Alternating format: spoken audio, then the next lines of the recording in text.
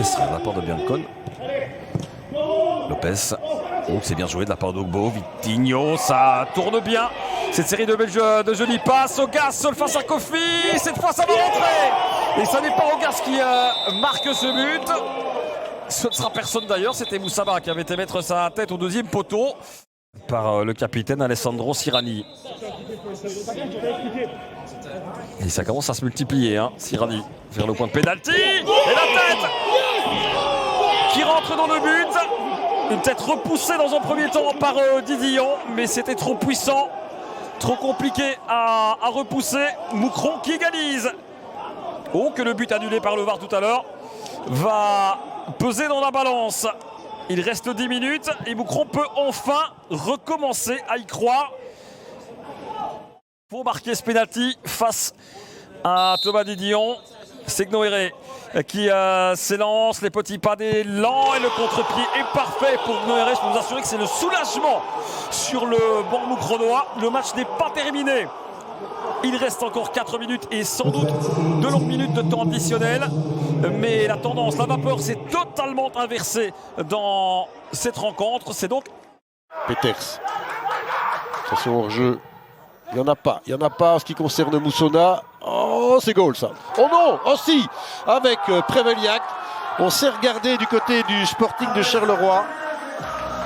Mais il ne faut pas lui laisser une occasion au Bosnien. C'est son 4e but. Et il avait fallu au départ une phase arrêtée. On peut le laisser sur place là de Soleil. Ça passe. C'est pas fini pour autant. Scouterdon. Il passe aussi lui Scouterdon. Oups, c'est but ça. C'est but. Et franchement, ça rentre comme dans du beurre. Et quand Eupen ne parvient pas à marquer, Misdak Badou, elle était dangereuse celle-là. Mais ça passe finalement. Et cette sortie aussi. Là, il n'y a pas de hors-jeu, évidemment. Forcément, il part de son camp. Ngoy, il faut revenir. Ngoy pour le but ou pas? Eh oui! Est-ce que c'est lui qui l'a mis ou Fall? Mais en attendant, c'est terminé pour le Sporting de Charleroi.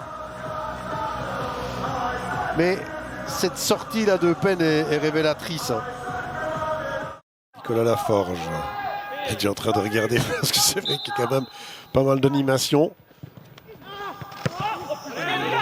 Non, si, ça va au fond. Avec ce but de Kayembe, il fallait cette phase arrêtée. Qu'est-ce qui reste? 6 minutes. Allez, le premier coup de coin pour les Limbourgeois. Donné au premier poteau, c'est dedans, c'était trop facile. Suzuki est de 5. 5e but cette saison pour lui. C'est le meilleur buteur de Saint-Tron sur la première possibilité.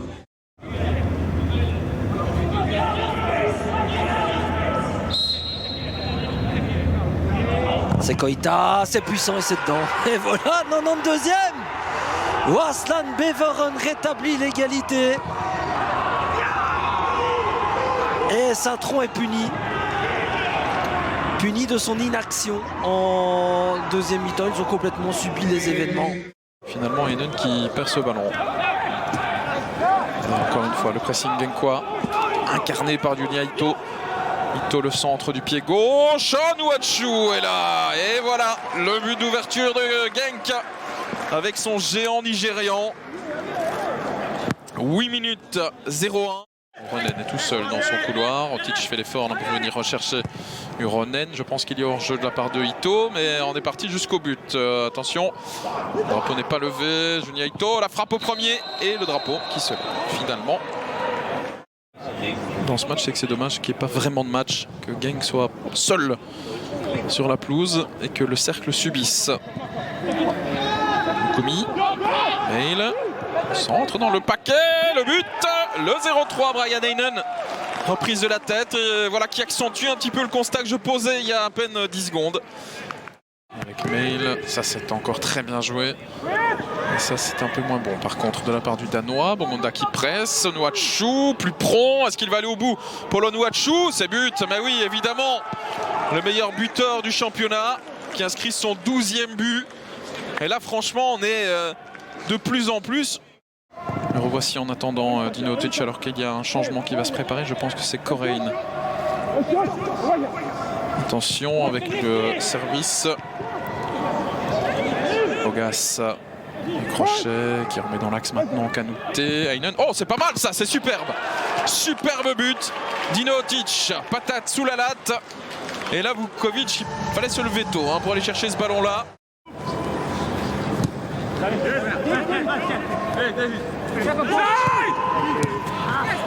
Ouais, bon tacle aussi de la part de Brian Heinen. Bongonda, la frappe. Oh, que c'est beau. Que c'est beau. Ah, il fallait qu'il le marque. Son petit but. Théo Bongonda. Il a été efficace là. Nouvelle passe en retrait de Van Lerberg. Cook. Oh, Simon Voet. Ah oui, ça c'est un cadeau. Tissoudali qui se loupe un petit peu dans son geste. Le centre et le but même. Et bien voilà le Beerscot. 2 cadeaux en moins de 5 minutes. Olivier, bah oui, face à une équipe comme celle-là, c'est absolument impardonnable pour le joueur formé au club de Bruges, Simon Voet. Van Damme sur la droite. Walsh. Joachim Van Damme. Il y a un excellent ce ballon. Avec un ballon en entend, c'est but. C'est un autogol, mais c'est très très bien joué de la part de Malines. Avec Frédéric Franz, il me semble, qui pousse ça, oui, effectivement, au fond de ses propres filets. Mais là, Olivier, c'est vraiment une action parfaite. Romance. Très belle talonnade, Storm. Il est bon ce ballon. Pas mal. Ça arrive au deuxième chez Skovs qui peut enchaîner, c'est dévié, c'est but. Malines qui passe devant dans les dernières secondes de cette première période. De nouveau avec un ballon dévié. Mais tous les buts comptent, Olivier, peu importe. Oui, tous les buts comptent, mais décidément, pour cette défense du Beerscot, deuxième situation. Pied gauche, évidemment, ça va être moins facile d'aller chercher pour le le deuxième directement. ballon. Éventuellement, là, la retombée au niveau du grand rectangle. C'est très bien donné. C'est but. Assiste encore un pour Raphaël Holzhauser. Le but de Jan Vandenberg de la tête. Mais quelle facilité. Le démarquage était bon. J'aimerais quand même voir Olivier au niveau du déplacement défensif de Malines. C'est aussi un but qui vient orienté.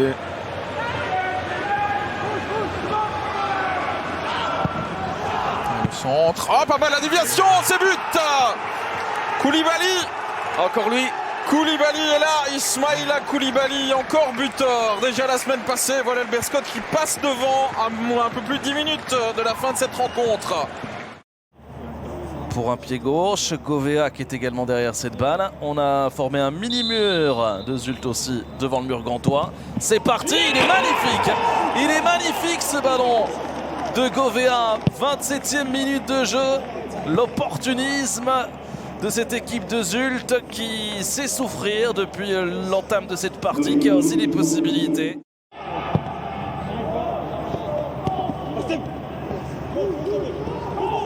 Accélération de Srarfi qui tente. Oh, c'est joli ça. Ce petit crochet extérieur, le centre à présent, la tête. Oh là là, superbe. 0-2 et c'est Tchori. C'est la première possibilité qu'il a. C'est la première fois qu'on le trouve en zone de conclusion. Et finalement, Zulte qui mène 0-2 après 36 minutes. Bola touche ce ballon du bout des doigts. 9 petites minutes encore, les amis, dans le temps réglementaire. Et coup franc à suivre avec Govea. C'est parti. Ballon donné en première zone. La tête. Oh, c'est incroyable. Essayez le Vossen. Il avait une première possibilité il y a 2 minutes. Et bien la deuxième, c'est au fond. Il n'a rien perdu, évidemment, tout son talent. Yele Vossen monté il y a quoi 10 minutes à la place de Tchori. Avec le soutien d'Okensi. Dans la profondeur pour Petit Pelé Mboyo. Là aussi un joueur à surveiller, évidemment le meilleur buteur de cette formation courtrésienne. Une première possibilité, ça rentre au fond. Et Gilles De Waal en deuxième zone, au deuxième poteau, parfaitement servi par Petit Pelé Mboyo. 4e passe décisive. Je cours avec McTargay. Le centre de bataille au deuxième poteau, c'est ultra dangereux. Et quel but! Quel but de la part du KVO! Magnifique! Un geste acrobatique, et on le disait que le KVO était toujours en vie avec ce résultat d'1-0. Eh bien, il y a déjà quelques regrets. Mais c'est dire que ça tient la route, et c'est là-dessus évidemment qu'Alexander Blessin a insisté dès son arrivée. l'été passé, c'était de structurer cette défense, d'organiser tout ça. Mais attention, attention à ne pas faiblir une première fois dans cette deuxième période. On vantait justement les mérites de la défense du KVO. Habib Gueye qui redonne l'avantage aux Kerels. 3 minutes seulement après le retour des vestiaires. Guillaume Hubert là n'est pas aidé par sa défense. L'ancien de l'Union Saint-Gilloise. Oh, avec cette passe en retrait complètement manquée. C'est un véritable cadeau avant l'heure pour Petit Pelé Mboyo. Il doit finir. Mboyo, le break est fait en faveur des Kerels qui mènent désormais 3-1 à un petit peu plus de 10 minutes du terme.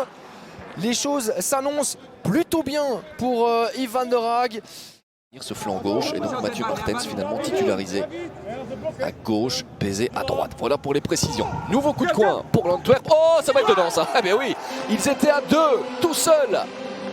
Là voici déjà l'ouverture du score et très honnêtement, c'est mérité franchement pour les Anversois qui ont décidé de faire mal directement. Alors on va revoir évidemment ce qui s'est passé sur ce coup de tête ravageur.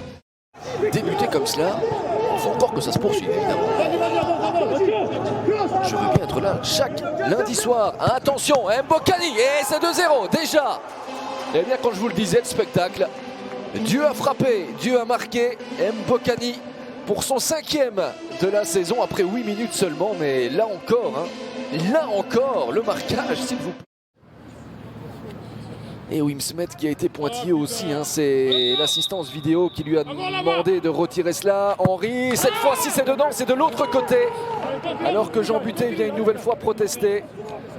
2-1, match relancé après 12 minutes seulement. Eh bien dites-moi. Ouais, vers Henry, magnifique, il y a un appel de Soa, ça va faire mal avec la vitesse de Soa qui va se retrouver en face à face ou pas? Non, il y a un retour de la défense et il y a but de Kamal Soa. 2 buts partout, l'égalisation des Louvanistes. Mais c'est exactement ce dont on a parlé. Il y a ce très très bon dégagement de Raphaël Romo qui est arrivé du côté de Thomas Henry. C'est impressionnant vraiment le sprint pour pouvoir finalement avoir ce ballon, l'accélération, le centre, deuxième poteau, la tête et le but. Eh bien, j'ai envie sur ce but de pointer un homme. Il y a le buteur évidemment, mais il y a Jukkelrud qui fait un travail monumental pour permettre à l'Antwerp de passer devant. Franchement, on va revoir. Mais la course de Jukkelrud, il a piqué un sprint de 80 mètres.